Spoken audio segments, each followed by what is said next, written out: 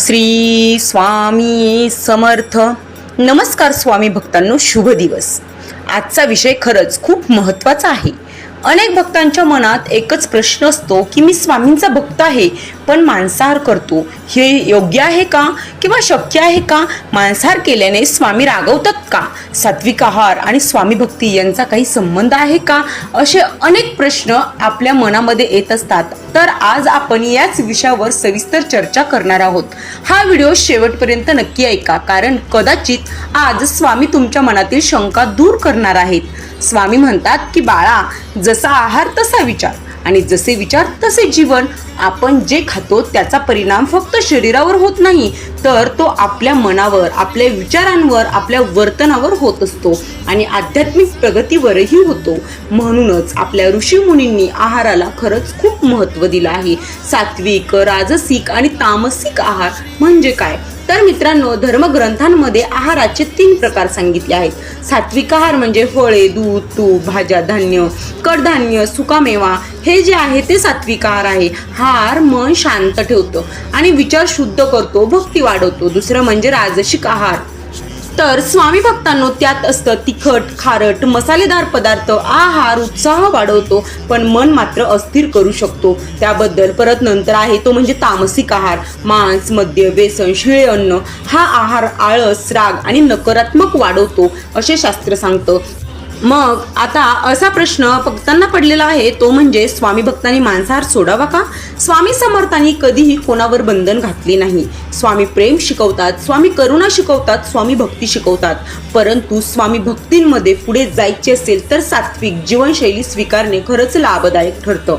स्वामी म्हणतात, बाळा, मी तुझ्या थाळीकडे पाहत नाही, तर मी तुझ्या मनाकडे पाहतो. जर मनावर अहंकार असेल, द्वेष असेल, मत्सर असेल तर केवळ शाकाहार करूनही काहीच उपयोग नाही. पण मन निर्मळ असेल, स्वामींची कृपा मिळते. त्याच जर स्वामी भक्तांना स्वामींची कृपा मिळते. मांसाहार सोडल्यावर काय बदल होतात तर हे आपण जाणून घेणार आहोत. अनेक भक्त सांगतात की त्यांचे मन अधिक शांत झाले, राग कमी झाला, चिडचिड कमी झाली, ध्यान चांगले लागले.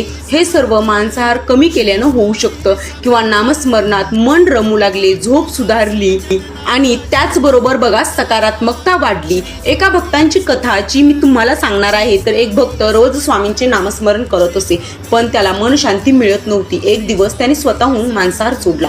काही महिन्यांनी त्याला जाणवलं की त्याचे मन आधीपेक्षा अधिक शांत झाले आहे, त्याचा स्वभाव बदलला आहे, राग कमी झाला आहे, चिडचिड कमी झाली आहे आणि भक्तीत अधिक आनंद मिळू लागला. मांसाहार करणे पाप आहे का?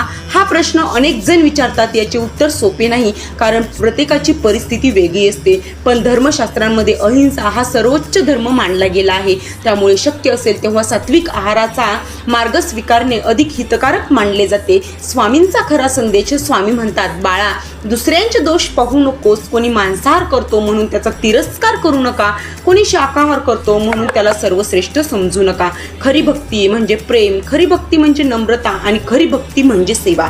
स्वामी भक्तांसाठी 5 महत्त्वाचे नियम जे मी तुम्हाला आत्ता सांगणार आहे. त्यातील पहिला नियम म्हणजे रोज नामस्मरण करा. दुसरा नियम म्हणजे आई वडिलांचा आदर करा. तिसरा नियम कोणालाही दुखावू नका.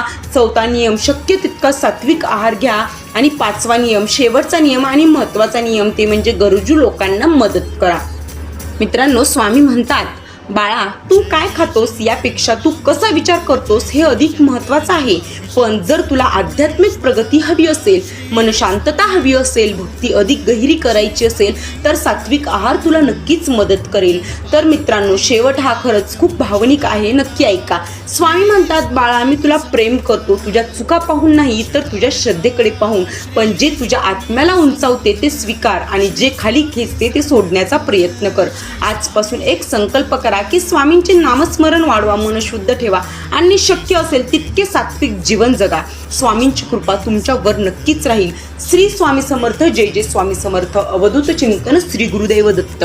मित्रांनो, व्हिडिओ आवडला असेल तर लाईक करा आणि असेच आध्यात्मिक व्हिडिओ पाहण्यासाठी चॅनलला सबस्क्राईब करावं. तसेच स्वामींचे खरंच तुम्ही खूप जवळचे भक्त असाल, निस्सीम भक्त असाल तर आत्ताच कमेंट बॉक्समध्ये श्री स्वामी समर्थ असं टाईप करा. आणि ज्या स्वामी भक्तांनी मांसाहार करत होते परंतु त्यांनी स्वामींच्या सेवेसाठी मांसाहार सोडलेला आहे, अशा लोकांनी नक्कीच आपल्या कमेंट बॉक्समध्ये मी मांसाहार करणे सोडलं आहे असं टाईप करा.